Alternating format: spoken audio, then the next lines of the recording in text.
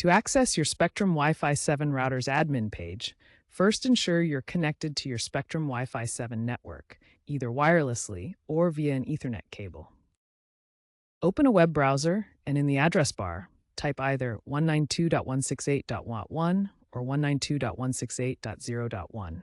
If neither works, check the sticker on your router for the correct IP address. A login page will appear. The default username is often admin, and the default password can be found on the router's sticker or might also be admin. Enter these credentials.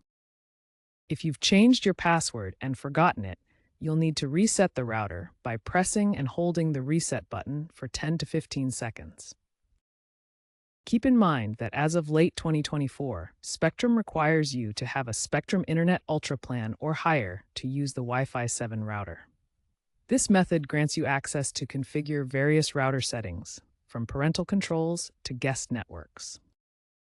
Once logged into your Spectrum Wi-Fi 7 router's admin page, you'll see a comprehensive interface for managing your network settings. The left menu contains navigation options for different settings categories. First priority should be changing your Wi-Fi password from the default.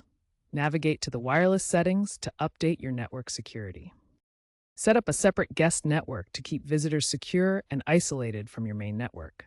This prevents unauthorized access to your personal devices.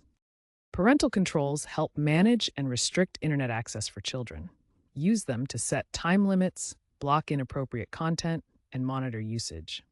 For Wi-Fi 7 routers, explore advanced settings like 320 MHz channels for faster speeds and multi-link operation for seamless device roaming between frequency bands. Enable WPA3 encryption for stronger security and regularly update firmware to patch vulnerabilities. Spectrum often handles updates automatically,